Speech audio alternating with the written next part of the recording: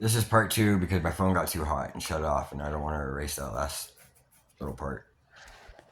Anyway, so yeah, my identity was stolen by the love of my life.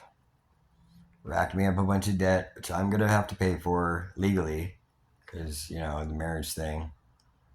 So keep an eye out on yourselves with that stuff. If you're not normally like the one who handles your financial stuff, like maybe get involved with it, little learn about it, because it fucked me over big time. And it's just a little bit of it. The restraining order. She actually got to go to a judge, tell them whatever the fuck it is she wanted to tell them, and I was not able to be there or defend myself or nothing. And that sucks. Like, talk about unfair. But I mean, I'm taking the steps of the process to getting everything where I need it to be. Still don't have my stuff. I got like a handful of clothes. Luckily, I've got an awesome support system.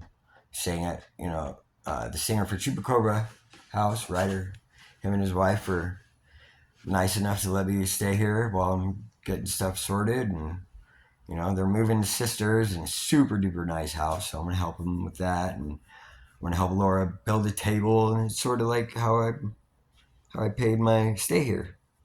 I mean, they weren't gonna make me pay anything anyway, but I'd like to help out and show my appreciation. Got my own room. Got three massive huskies. Are freaking adorable and pains in the asses at the same time.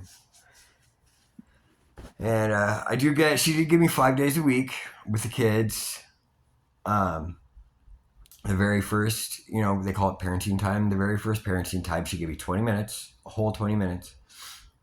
And I was actually, because she was talking to my sister-in-law before that, and it had sounded like they had agreed that, once I go over there to do parenting time, I was going to be able to get my stuff. And she changed her mind right away. Didn't tell anybody. And it sucks because it's like she's lying and lying and lying and lying, and people still believe her. I mean, they're starting to catch on to it for sure. So she's not able to get away with all the stuff she's able to get away with before. My mom, she's lied so much to my mom, and I hate her for that. My mom was basically her mom. My mom took care of her, and my mom loved her. She loved her. She loved her. My family loved her more than they loved me. I mean, I don't know how true that is, but I mean, and it's, I don't blame them. At one point, yeah, she's the nicest, most honest person I've ever met. And, all this shit happens, and you start looking back into past stuff, and you're like, oh my God. She's been playing me for a long time, at least since she came back from Reno, I think. Like, she had nowhere to go. After that, she was living in a house with no heat in the middle of the winter, and she had nowhere to go. And I,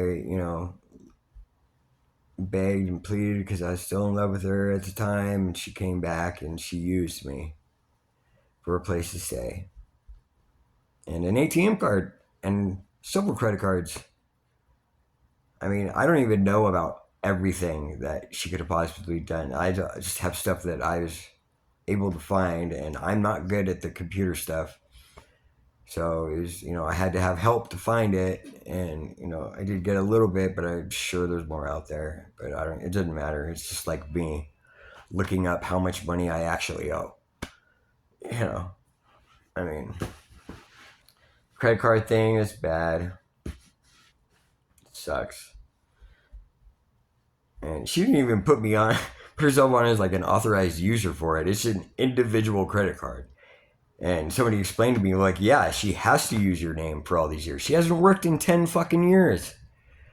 She has to use my income, and she has to use all this shit to get all that. She wouldn't have been able to get it otherwise. And it's like, just looking at it like that, it's like, fuck, man. She's just like the evilest person ever. It sucks, man, because she's the mother of my kids and she has full custody of them right now because she told the cops I was dangerous. And I think when the cop came to serve me the warrant too, there was two of them, two big guys. Like I'm sure they were preparing for war or something. And I looked at him, hey guys, invited him in, offered him something to drink, eat, sit down. It was hot that day. I'm sure they were super nice though. Um, they had to like follow me around as I was like picking up my stuff, and I get it. And they're just doing their job. I can be mad at the situation, but they're just doing their jobs. You know, and but they were super nice. Like we left, like the 20 minutes was up. I had packed my car full as much as I could, and they left. Okay, see you later, guys. Okay, see you later. They go over the rules of the restraining order, and they were like, just so you know, it has happened before. The person who filed the restraining order might try to get you to break it, through trickery, and she did. They were absolutely right. If it wasn't for them warning me for that, I probably would have gotten like a violation on it. So I'm very grateful to them for mentioning that. And yeah, so anyway, like leaving, I'm like, oh fuck, I think I left my phone in there, and I did. And they like looked at each other like, oh, I didn't want to, At first I was like, you know what, it's okay. Like, I get it. 20 minutes is up. Cut it as a loss. I'll get a new phone. Whatever. And they were nice enough to open the door and, let me go back in and get it. And yeah, so at least I was able to have a phone. And yeah, that was it. Went over to Gary's house, hung out, started talking about stuff, and stayed the night there. And Ryan and Val were there. And it's when we started doing all the research on the computer about what could possibly. Man, I had no idea. I was $42,000 in debt. As far as credit cards that I know she took out in my name, that probably only added up to maybe like almost $4,000, like between 3,500 and $4,000. So I'm not terrible, but I mean that's a lot of money for me. Like $20 is a lot of money for me. We've never had a lot of money, but and it's just been going through shit, a mixture of shame and the guilt thing. I really don't have too much of a problem with anymore. I don't feel guilty about like everything that's happened in the last, in the decade when I was actually fucking up. I'm done being guilty for that. I paid my dues so many times over. So yeah, luckily I don't have any more guilt from that. But it's just like, that's when I felt like our relationship started going sour, though, and never said anything to anybody. It was when I got out of rehab, it started. I worked my ass off for 10 fucking years. I took care of a family of 5 by myself, financially anyway, for 10 years. And I almost died doing it. I almost killed myself fucking 5 times at least. Because, I let her convince me that I was a piece of shit. Not anymore, though. I worked my ass off, and I'm proud of myself, and I'm always going to be fucking proud of myself for shit that I did. I came straight from, like, heroin addiction to rehab, kicking it cold turkey, and I know a lot of you don't know what it's like to kick heroin cold turkey, but it's not fun.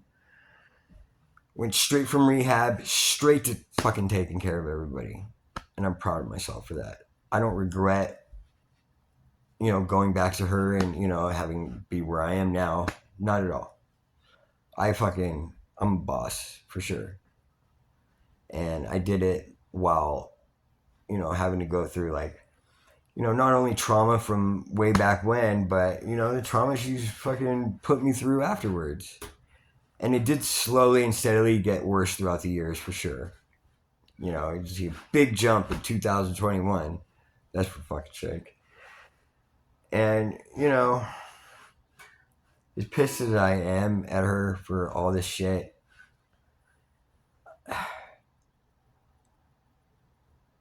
I mean, I still don't want to see her mess up. I don't want to see her go to jail. I don't want to see. I don't want to see her have to go get a sugar daddy now, so she can take care of herself. That's what's gonna happen. She can't. She's gonna have to do that if she wants to survive, and that's sad. And I don't want to see that happen. I don't want my kids around it. That's for damn sure. You know, she has full custody right now. Every day since I've gone to go see them, and she won't let me near the apartment, which I get, I understand. It's still breaking the rules of the restraining order, but whatever.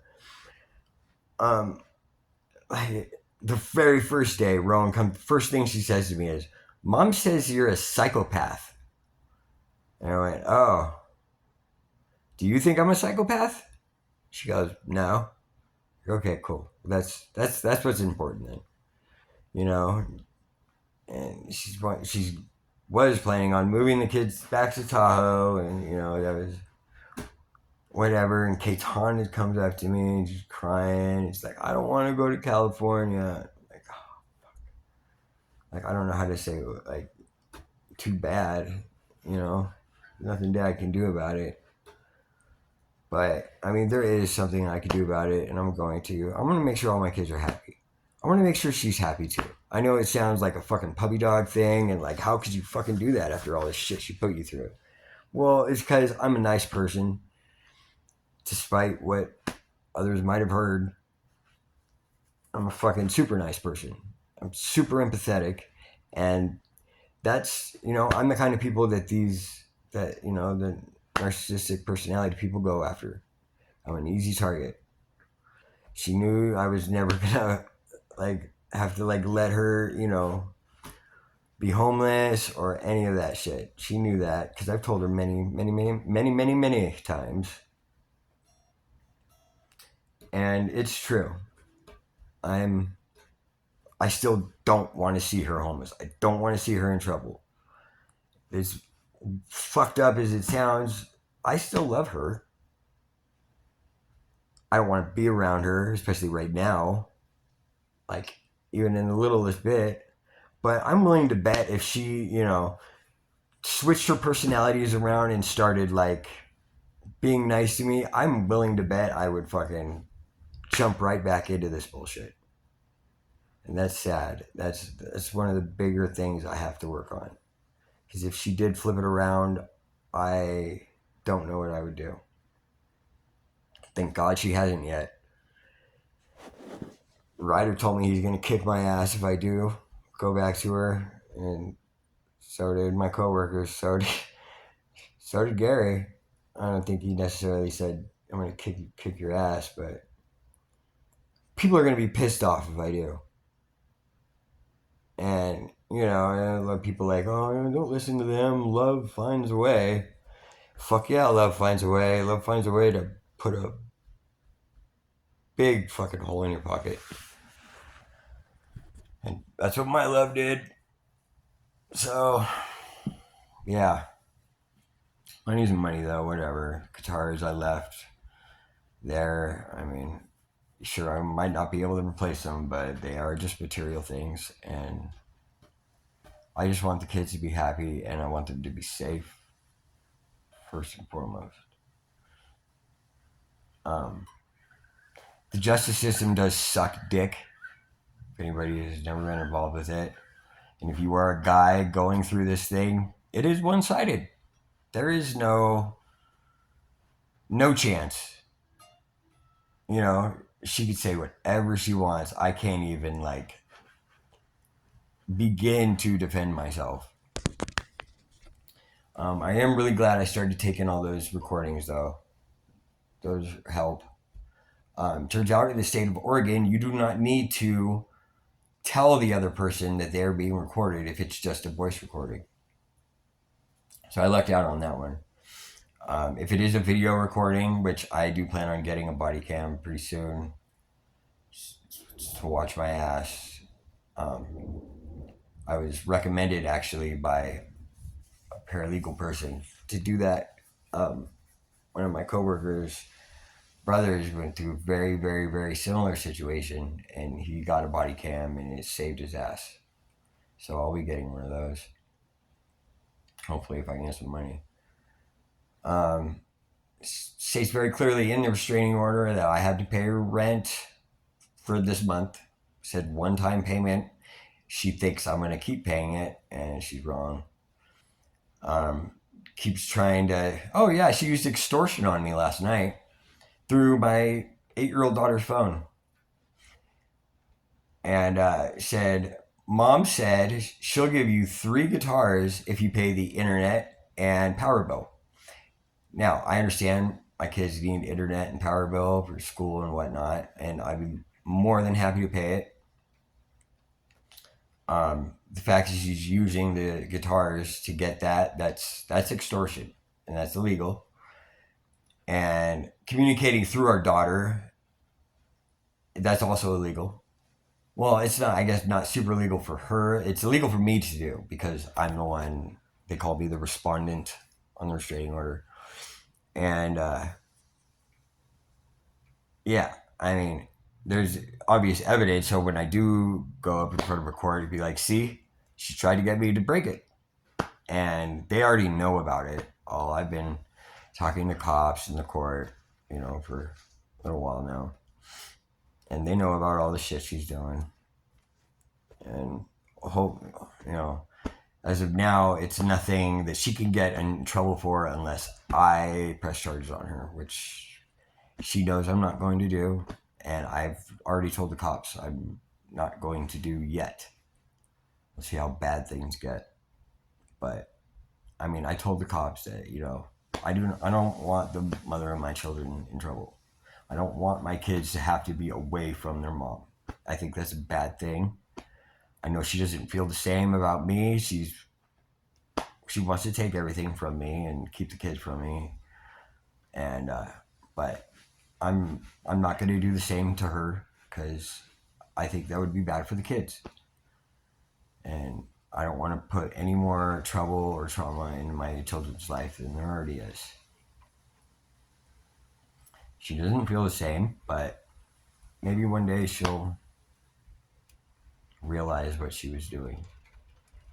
And the kids are right on the track to resenting her just like she resents her mom.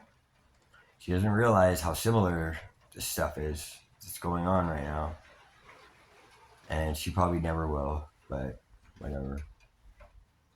I just need to make sure the kids are okay. And I've called in several welfare checks since this has happened and get a text message, the kids are okay. Okay, that's all I need to know. And yeah, she's in, well, like at the start of the whole, like when it really, really started, like with the restraining order, she's, told a women's shelter group, all the bullshit. And I don't know this for sure, but they've been helping her try to set me up for stuff. Like before I actually got the restraining order, Joey was staying with me at the apartment. The girls were staying with her at the hotel room that I was paying for. And they had, I think this is what happened. They had her come pick up Joey while I went to the store. I was gone for maybe 20 minutes. And because she knew that if I got back and Joey was missing, I was going to freak out, which I did very much. And didn't text her at all. Text Joey. Joey, what's going on? We had to talk the night before. Like, hey, bud, things are kind of hairy right now. If you leave, you need to tell me you're going to leave. And if you do leave, you need to have your phone on you all the time so I can get a hold of you. I don't trust your mom. And he knew that. And I think she was talking to him before that. And I'm not going to blame Joey for any of it because he doesn't, it's his mom. He loves his mom. He's going to protect his mom.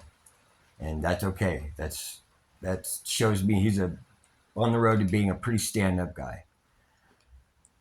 And yeah, she picked him up and I drove around and looked for him, calling him, Joey, this is not funny, we talked about this, you can't do this right now. Driving around. So after 20 minutes, my sister-in-law calls me and she goes, what are you doing right now? I gotta call you back. You know, she took Joey. I don't know what's going on. She goes, stop right now, turn around, and go home. She's trying to get you to chase her so she could say that you're chasing her. And it was pretty clear I was chasing Joey, looking for Joey. I was like, oh, fuck. And I turn around and I go home. It's like, we're talking the whole way home. Okay, this is what she's doing. She had, oh, I love Val. She knew exactly what Nadine was going to do when she was going to do it. She, sadly, and it sucks, but she had to live through this exact same thing with her family. And that's sad. I mean, it's luckily she knew what was going on, but just to think about, like, man, really, you had to do this? And she was the child in the situation, and that sucks. And she's telling me about, you know, this is what they do. Like, you know, mom hasn't had to work in this many years, and this is exactly how they all operate the exact same way, apparently. And, like, that made me sad to hear. But at the same time, she knew exactly what. And she still knows. Like, she's still calling the shots. They didn't think she's getting away with shit. Val's fucking 10 steps ahead of her. You know, shitty reason why she's 10 steps ahead of her, but I feel very blessed to have her in my life because of that. And, you know, this is what these people do. They feed off of empathetic people because we're easy and they know that we're not going to do shit. That was weird. That was almost like a ghost. And yeah, it sucks. And she's still doing shit. And she's really, I mean, her stupidity is really starting to come out now. She texted me today like, oh, you have to be 150 feet away from me. No, I have to be 10 feet away from you. I have to be 150 feet away from the apartment. And she's like, okay, well, I'm gonna, you know, go there and I'll drop Rowan off there, and from this point to this point is 158 feet. And I'm like, well, no, it's not.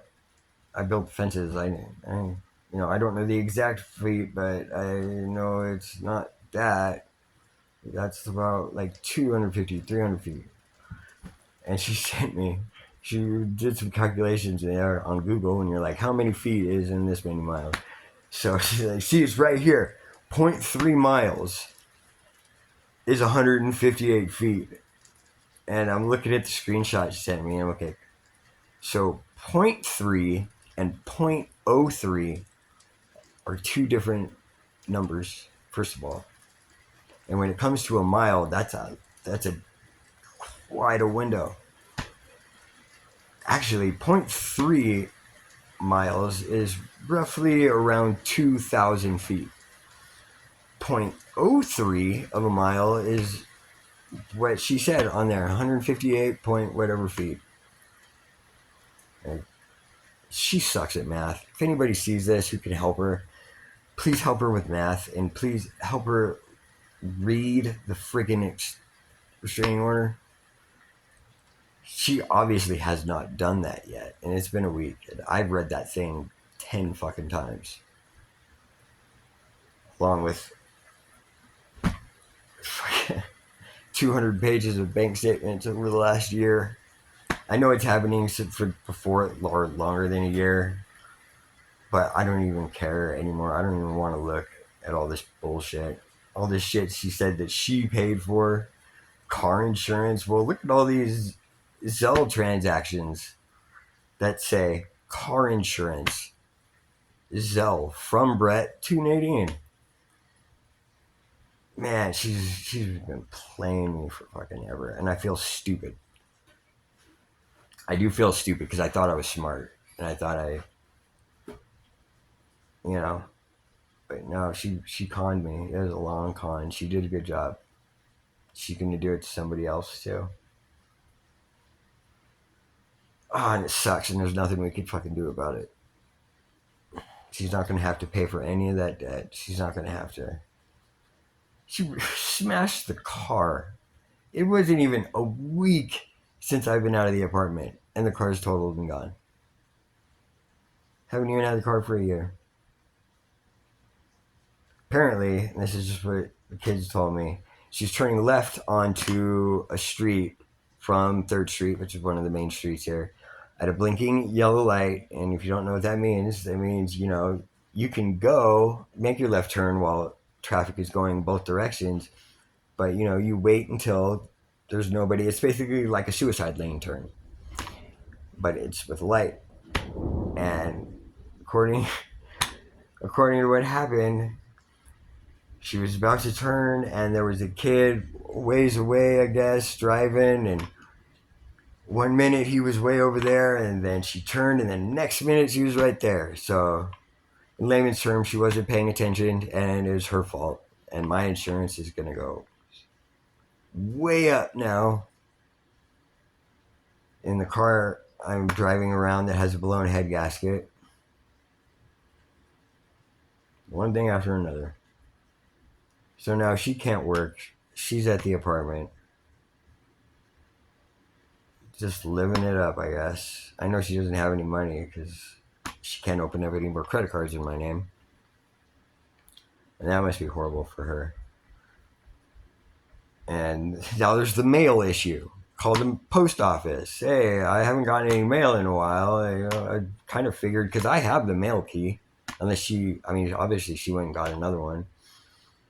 But, I figured, maybe she's holding the mail there and picking it up there, which is a common thing people do. And nope, it's being delivered. And luckily, I found a letter from PayPal in my car from right before when I left, because I remember I grabbed the mail one day and just threw it in the car because I was in a hurry. And I just opened it up the other day. This is after I figured out the PayPal thing with the bank statement. It says, "Dear Brett, sorry, we cannot open up a PayPal credit card for you." Date was August 1st, 3 days after she left here and went to Tahoe to stay with my mom. And ironically, the day before, she called CPS on me. It's all in the restraining order. August 2nd, she called CPS. And I have text messages before then, I'm sorry, because she had just left and I was still blaming myself because I'm an idiot. And,